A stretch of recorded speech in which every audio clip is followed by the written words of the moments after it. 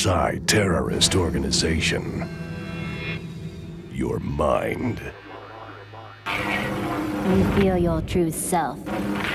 has been erased. It is time to discover You have the power to stop the General. your true self.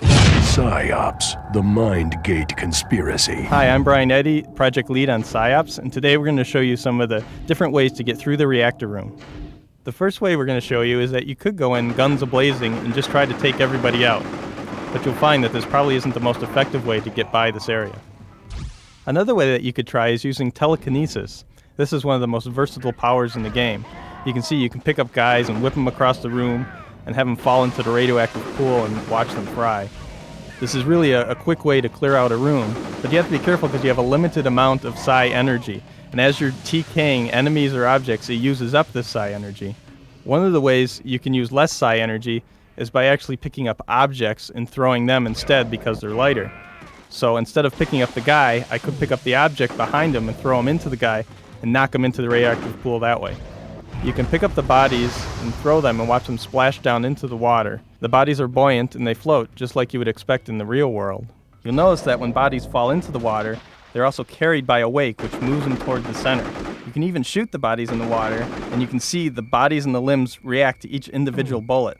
The bodies will rise and sink in the water as you shoot them. You also get some nice blood splashes in the water as you hit them.